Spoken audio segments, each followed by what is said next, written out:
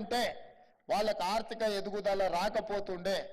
ఇవాళ మన రాష్ట్రంలో అత్యధికంగా ఆదాయం పెరగడానికి, భూముల విలువలు పెరగడానికి బలమైన కారణము మన యువత సిలికాన్ వ్యాలీని కూడా శాసించేంత స్థాయికి ఐటీ రంగాలలో, ఫార్మా రంగాలలో రాణించడం వల్ల ఆ సంపాదనతో ఈరోజు భూముల మీద పెట్టుబడులు పెట్టినరు.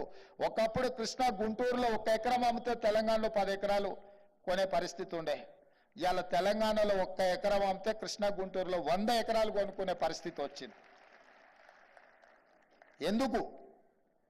ఎందుకు అంటే మన కుటుంబాలల్లో చదువుకోవడం వల్ల, సాంకేతిక నిపుణులుగా రాణించడం వల్ల, ఆ కుటుంబాలు ఆర్థికంగా ఎదగడం వల్ల, ఆర్థికంగా సంపాదించిన సంపదను తిరిగి భూమి మీదనే పెట్టుబడి పెట్టడం వల్ల ఈరోజు మన భూముల విలువ బాగా పెరిగింది. ఈరోజు ప్రపంచంతోనే మనం పోటీ పడగలుగుతున్నాం. అందుకే వ్యవసాయం మీద ఆధారపడ్డ రైతులకు అందరికీ నా విజ్ఞప్తి ఒకటే, కుటుంబంలో కొద్దిమంది మాత్రమే వ్యవసాయం మీద ఆధారపడాలి. మిగతా వాళ్ళందరూ చదువుకోవాలి, రాణించాలి, సాంకేతిక నైపుణ్యం పెంపొందించుకోవాలి, పరిశ్రమలు నెలకొల్పాలి. అందులో ప్రధానంగా డిక్కీ నుంచి రవికుమార్ గారు మాట్లాడినారు, నర్ర రవికుమార్ గారు, ఇంకో సోదరిమణి మాట్లాడింది, మా దళితులకు ప్రోత్సాహకాలు ఇవ్వండి, మేము రాణిస్తాము అని అన్నారు. తప్పకుండా దళిత పారిశ్రామికవేత్తలను రాణించే విధంగా ప్రభుత్వ విధి విధానాలు కొనసాగిస్తాం, అవసరమైన ఆర్థిక సహాయాన్ని అందిస్తాం. మీరు పరిశ్రమలు నెలకొల్పడానికి అవసరమైన భూ కేటాయింపులు చేస్తాం. ఏ పరిశ్రమ పెట్టాలన్నా రాష్ట్రానికి పాలసీ ఉండాలి. ఆ పాలసీలో సబ్సిడీలో భూములు కేటాయించగలగాలి, సాంకేతిక నైపుణ్యాన్ని అందించగలగాలి, నిరంతర విద్యుత్తును సరఫరా చేయగలగాలి. సాంకేతిక నైపుణ్యం ఉన్న వాళ్లకు ఎంప్లాయీస్ని మనం ప్రొవైడ్ చేయగలిగినప్పుడు తప్పకుండా చైనాతో పోటీపడి చైనా కంటే కూడా గొప్పగా రాణించగలం. ఇలా కోవిడ్ తర్వాత ప్రపంచంలో వచ్చిన ఆలోచన విధానంలో మార్పులు చైనా +1 కంట్రీ అనే విధంగా.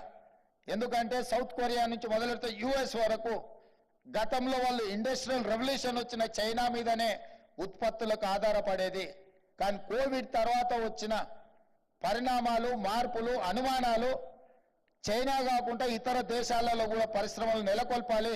ఆ పరిశ్రమల దగ్గర మా ఉత్పత్తులు, మాకు అవసరమైన ఉత్పత్తి అక్కడ జరగాలి అని ఈరోజు ఇతర దేశాలు ఆలోచన చేస్తున్నాయి. ఆ దేశాలన్నీ కూడా ఈ మధ్యకాలంలో నేను, శ్రీధర్ బాబు గారు యుఎస్, సౌత్ కొరియా చాలా దేశాల పెట్టుబడుల గురించి మేము మాట్లాడినాం, పారిశ్రామికవేత్తలను కలిసినాం. వాళ్ళ ఆలోచన ఒక్కటే, చైనాకు ప్రత్యామ్నాయంగా ఉన్న దేశంలో పెట్టుబడులు పెట్టాలి అని అనుకుంటున్నారు. నేను వాళ్ళకి చెప్పిన, చైనాకు ప్రత్యామ్నాయంగా భారతదేశంలో ప్రత్యామ్నాయం తెలంగాణ. చైనా +1 కంట్రీ అంటే దట్ ఈజ్ మై తెలంగాణ. తెలంగాణలో మీరు పెట్టుబడులు పెట్టండి, తెలంగాణలో పరిశ్రమలు ప్రోత్సహించే బాధ్యత మాది అని చెప్పడమే కాకుండా ఈరోజు ఫ్యూచర్ సిటీని డిజైన్ చేసినాము. అక్కడ లైఫ్ సైన్సెస్, గ్రీన్ ఫార్మా, రకరకాల పరిశ్రమలు, దానికి సంబంధించిన ఏర్పాట్లను అన్నిటిని కూడా వేగంగా ముందుకు తీసుకెళ్లడానికి విధి విధానాలను ఖరారు చేసినాం. ఇవాళ తెలంగాణ రాష్ట్రం వడ్డించిన విస్తరిలాగా ఉంది. ఇవాళ ఔటర్ రింగ్ రోడ్డు మన అభివృద్ధికి ఎంతో సహకరించింది. ఔటర్ రింగ్ రోడ్కు ప్యారలల్గా రీజనల్ రింగ్ రోడ్ని ఇవాళ డెవలప్ చేయాలనుకుంటున్నాం. రీజనల్ రింగ్ రోడ్ని ప్రణాళికలు సిద్ధం చేసినాం. రీజనల్ రింగ్ రోడ్తో పాటు outer ring road to regional ring road, radial roads design చేస్తున్నాము.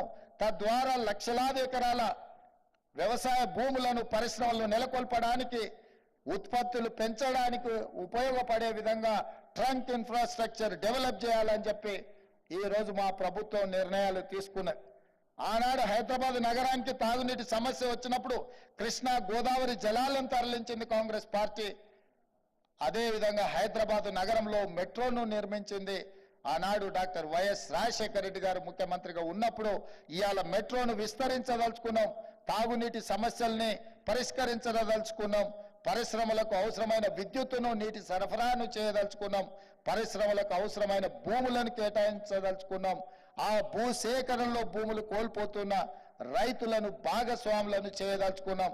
ఇవాళ మూసి అంటే మురికి కూపం కాదు, మూసి అంటే ఒక ఇండస్ట్రియల్ రెవల్యూషన్ వచ్చిన ప్రాంతంగా డెవలప్ చేయాలని మూసి రివర్ డెవలప్మెంట్ ఫ్రంట్ని ఈరోజు ముందుకు తీసుకొచ్చినాం. దానికోసం కూడా అంతర్జాతీయ కన్సల్టెంట్స్ను అపాయింట్ చేసినాం. తొందరలోనే హడ్సన్ రివర్ అమెరికాలో ఉన్నట్టుగా, థేమ్ రివర్ లండన్లో ఉన్నట్టుగా